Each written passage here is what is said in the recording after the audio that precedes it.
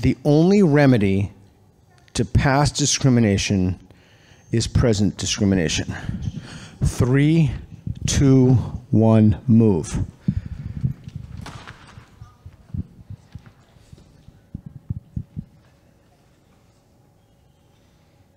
Is everybody satisfied with where they are?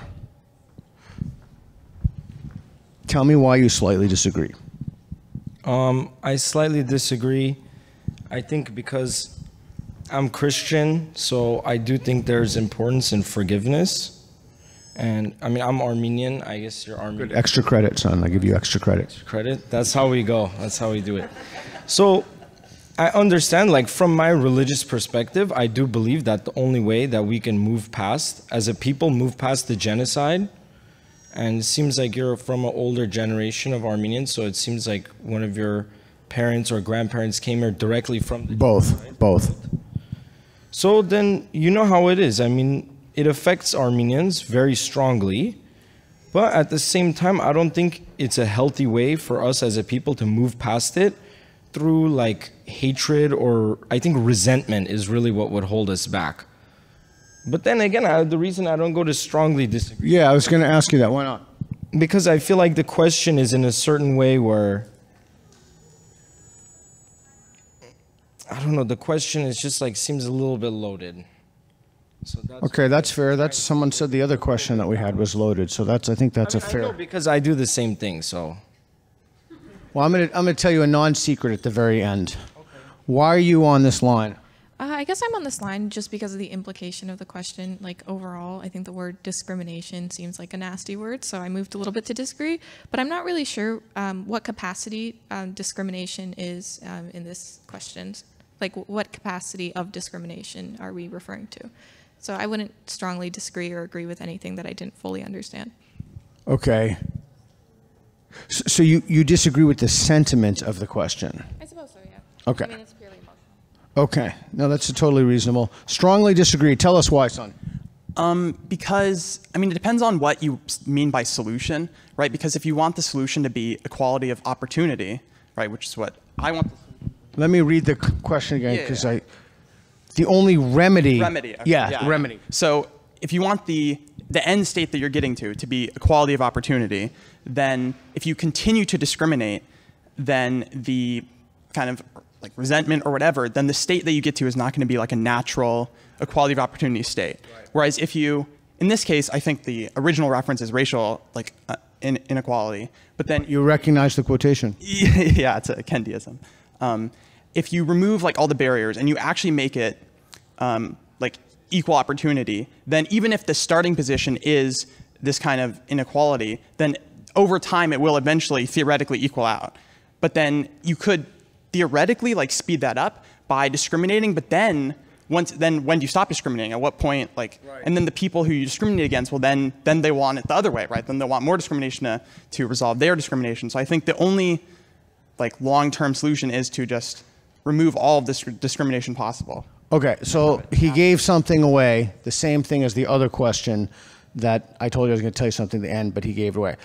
This statement, the only remedy to past discrimination is present discrimination. This isn't mine. Almost none of these are mine. This is from Ibram X. Kendi's anti-racism. So this is what Kendi is claiming.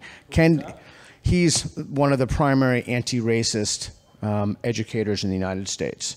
So, but we'll get to that. But now that he let the cat out of the bag, that's okay. So, tell us why you strongly disagree. The only remedy to past discrimination is present discrimination. Strongly disagree.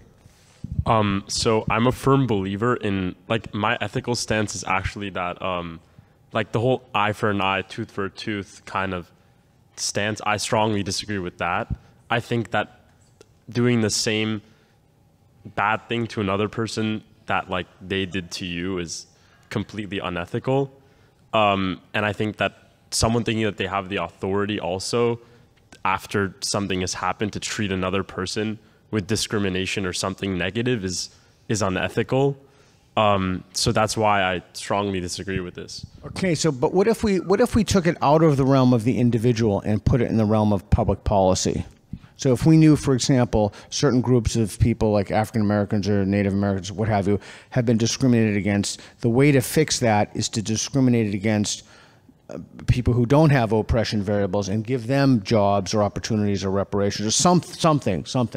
So there's a whole like debate right now about like equity versus equality, right? Like bringing people to the same level versus just giving people the same opportunity and letting them reach their desired level, right? What I think is really negative that we're doing right now is is equity, which is trying to bring everybody at the same level, like by bringing others down and bring others up to sort of reach some kind of like middle ground. I think that's really dangerous. So I think that if we strive for equality, which is when people are born, giving them the same access and the same resources to reach the same potential and not discriminating against, like not seeing kind of color of their skin or background or anything. Okay, so let me ask you, so then how do we remedy the generations of wealth from privileged white people? Like, because all those generations of wealth are there, even if you give everybody equality of opportunity, are you raising your hand? Are you dying to answer that? Okay, good. I love such enthusiasm. Oh, good. Okay. Oh, you have an answer too. Okay, go ahead. Well, I think one reason that the wealth inequality keeps getting worse and worse in this country, specifically in this country, my answer is not broad to like just a general remedy for like fixing generational wealth. I think like in Europe, there would probably be a totally different answer to how you would approach this.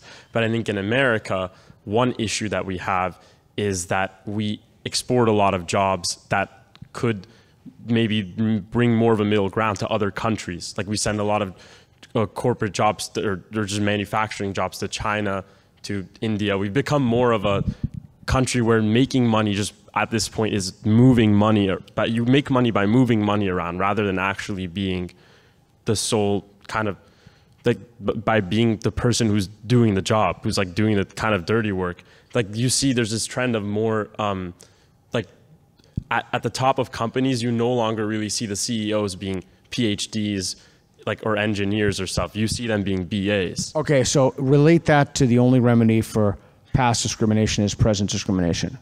Well, I guess, I mean, because you asked this, the question that, I'm trying to see how I can relate it, because the question that you asked before. About equity, like, yeah, so how do we get around the fact that there are generations of accumulated wealth from certain citizens who happen to have white skin, others were denied advantages, so even if we give everybody equality of opportunity, those people are still screwed? Okay, so I can answer this. So basically, those jobs that I'm talking about that are like moving money around that don't help the middle class and wouldn't help people that from the beginning like might not have the money to get a better education, those people are being negatively impacted because there aren't as many jobs for them in the market, and then therefore like they can't pass down their wealth generationally because there's no wealth to be given to them at all. Okay. Do you have an answer? And then I'm going to ask you, I'm going to tell you what I'm going to ask you guys right now. If anything they said changed your mind to move you to the left. Do you have an answer? Yeah, so I was going to say, if you want to help like people who are poor, and you try to use race as a proxy for that, it's actually just more effective to use wealth to begin with, right? So if it's true that minorities are disproportionately poor, which it is true, then if you have policies that help just the poor, just looking at class directly, then those policies will also disproportionately help the minorities, right? So because there's always the argument, oh, you should just help the poor minorities and then ignore the white poor people, but then the policy would always be like doing it proportionally anyway. Right. So you could just do that. Okay, so my question to you is there anything that they said, and I gave the best rebuttal or the best question that I had heard against their arguments, is there anything that they said that would cause you to move to one step to the left? No, because the arguments are coming from a rational and political and economic perspective, and I fundamentally disagree with that. Then what do you suggest? I would have to say that it has to be a spiritual or mindset shift within a group of people that comes naturally without it. Because to relate it back to the Armenian thing, and I think the most obvious example in America is probably blacks with slavery. So you can't just say to blacks or Armenians, oh, this bad event happened, but just forget about it. It has to come from within them, to the desire to overcome that and overcome the resentment that comes from being mistreated. And I think that can only come from authentically within that group that has been oppressed. And I think Frederick Douglass and Martin Luther King would agree with this. They've been kind of whitewashed and politicized by American establishment, but originally they were very religious and spiritual figures, and I think that would be the answer that they would also give to apply it to this country. Okay, all right. I'm taking in everything. There's a lot of stuff to take in. Anything anybody said that would cause you to move one to the left? No, although I do sympathize with all of the values or the underpinning or the underlying values here, especially his, because I'm also Christian. But I think that the reason why I'm where I am is because of the question itself, which is discrimination as means to remedy discrimination. In some senses, I actually believe in discrimination, and I think that everybody does to some extent. For example, colleges discriminate for certain types of students on different axioms. I think that can be a positive thing. I think it can also be a very negative thing when discrimination is tied to things like race. But my issue with the conversations that are had around discrimination are that they are generally tied to race. I think that I don't believe in race. I think it's a social construct that was fabricated, has very flimsy precedent in law, and it's perpetuated because of our legal systems. And I think that, thank you. I think that because of that, having conversations like this about one group or another are inherently harmful. I think they're a necessary part of our vernacular and how we engage, or at least they seemingly are, but I don't think that we are going to get anywhere for quite a long period of time till we dispel this like colonial hogwash. So. All right. Is everybody come on? Everybody satisfied with where you are? Anything, would it take you anything to move to the disagree from the strongly disagree? How about you, my Armenian friend? You're fine, and you're fine on the neutral? All right, thanks everybody.